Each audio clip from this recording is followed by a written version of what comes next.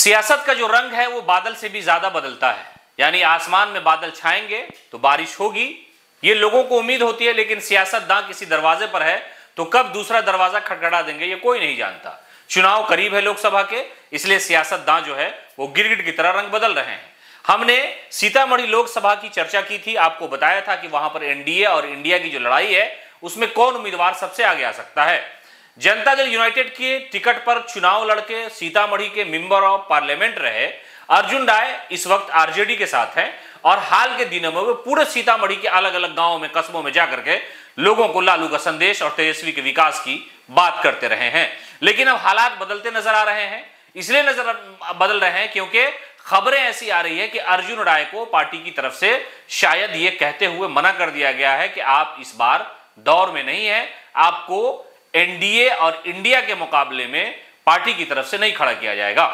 Arjun Rai member of parliament रहे, लेकिन उसके बाद जब वो चुनाव लड़े तो चुनाव हारते चले गए। सबसे पहले 2014 में वो चुनाव हार गए और वहां पर उपेंद्र कुशवाहा की पार्टी चुनाव लड़ गई, जीत भी गए। वहां से उपेंद्र कुशवाहा की पार्टी के मेंबर ऑफ पार्लियामेंट जो है वो पहुंच गए संसद में। 2019 में जब आया तो अर्जुन राव फिर से खड़े हुए, अर्जुन राय चुनाव हार गए। सुनील कुमार पिंटू जेडीयू की तरफ से, एनडीए गठबंधन की तरफ से वो चुनाव जीतने में सफल हो गए। उसके बावजूद 2024 में जब चुनाव होना है और इस बार इंडिया गठबंधन बड़े पैमाने पर बना है तो ऐसा लग रहा था कि अर्जुन राय चुनाव लड़ेंगे, पार्टी उन्हें खड़ा कर सकती है, चुनाव लड़वा सकती है। और इसी उम्मीद और आस के साथ वो गांव और आसपास में घूमते नजर आ रहे थे, लोगों से मुलाकात कर रहे थे और लोगों को बता रहे थे कि सीतामढ़ी के विकास के लिए अर्जुन क्यों जरूरी है। लेकिन अब खबर ऐसी आ रही है कि अर्जुन राय को पार्टी ने मना कर दिया है। तो सवाल यह भी खड़ा होता है कि अगर अर्जुन राय को आरजेडी ने मना कर दिया तो वहां पर चुनाव लड़ेगा कौन? इंडिया गठबंधन की तरफ से कौन सा उम्मीदवार होगा? कांग्रेस का तो दावा सीतामढ़ी लोकसभा पर हो नहीं सकता, लेफ्ट का दावा तो ऐसे ही खारिज हो जाएगा। तो अब सूरत बचती है कि आरजेडी अगर अपना उम्मीदवार इंडिया गठबंधन खड़ा करता है तो कौन सा उम्मीदवार वहां से चुनाव लड़ेगा? उस उम्मीदवार को आप भली भांति जानते हैं। पिछली बार जब बिहार विधान परिषद का इलेक्शन हो रहा था तो वहां पर आरजेडी और जेडीयू की तरफ से दो उम्मीदवार आपस में लड़ रहे थे। उसमें से आरजेडी समर्थित एक उम्मीदवार थे कब्बू खिरहर, बड़े व्यवसायी हैं, बड़ा पैसा है उनके पास, सीतामढ़ी जिले में लोग उन्हें जानते हैं। लेकिन बदकिस्मती से जब वो चुनाव लड़े तो वो चुनाव एमएलसी का हार गए, यानी बिहार विधान परिषद में जो पंचायती सिस्टम से चुनाव होता है उसमें वो चुनाव हार गए। चुनाव हार गए, उसके बाद राजनीति में लगा कि कब्बू खिरहर को कोई नहीं जानता है, बहुत ज्यादा एक्टिव नहीं है, लोगों से मिलने जुलने का सिलसिला उन्होंने शुरू नहीं किया। अर्जुन राय इस दौरान लोगों से मिलने लगे तो यह बात हो सकता है पार्टी तक पहुंची होगी और पार्टी ने अर्जुन राय को सीधे तौर पर मना कर दिया होगा कि आप पार्टी के लिए काम करिए, तो उन्हें अंदाजा भी हो गया होगा। लेकिन ऐसी उम्मीदें हैं, ऐसी बातें सामने निकल करके आ रही है कि कब्बू खिरहर जो विधान परिषद चुनाव में आरजेडी के उम्मीदवार थे, तेजस्वी यादव उनके नॉमिनेशन में गए थे, डुमरा हवाई अड्डे मैदान में आरजेडी के और गठबंधन के बड़ी संख्या में कार्यकर्ता और नेता मौजूद थे, दावा किया जा रहा था कि वो चुनाव जीत जाएंगे, लेकिन वो चुनाव हार गए। अब लोकसभा में कब्बू खिरहर पर आरजेडी यकीन कर सकती है, भरोसा कर सकती है और उन्हें चुनाव लड़वाया जा सकता है। तो सीतामढ़ी लोकसभा सीट से इस बार आरजेडी यानी इंडिया गठबंधन अपने उम्मीदवार कब्बू खिरहर को फिर से एमएलसी चुनाव में हार के बाद जीत के लिए उतारने की पूरी कोशिश करेगी। और इस बार चुनाव जीतने की संभावनाएं इसलिए ज्यादा हो रही है गठबंधन के नेताओं की कि राज्य में और देश में एक बड़ा गठबंधन बड़े आकार का बना है। इसलिए ज्यादा उम्मीद यह है कि जहां जहां गठबंधन के उम्मीदवार खड़े होंगे वो अपना दावा भी पेश कर रहे हैं, पार्टी भी कह रही है और गठबंधन में जो नेता शामिल है, तेजस्वी हो, नीतीश कुमार हो, कांग्रेस हो, सब लोग यही कह रहे हैं कि इस बार जो 40 की 40 लोकसभा सीट है उस पर गठबंधन के उम्मीदवार कामयाब होंगे। तो कब्बू खिरहर पर आरजेडी यकीन कर सकती है और सीतामढ़ी से उन्हें आरजेडी अपना उम्मीदवार बनाएगी। तो मुकाबला इंडिया और एनडीए के दो उम्मीदवार का सीधा सीधा होगा सीतामढ़ी में। और जीतना किसकी किस्मत में जाएगा, सीता मैया का जो आशीर्वाद है किस उम्मीदवार को मिलेगा, ये तो उम्मीदवार वक्त आने के साथ सब कुछ क्लियर हो जाएगा।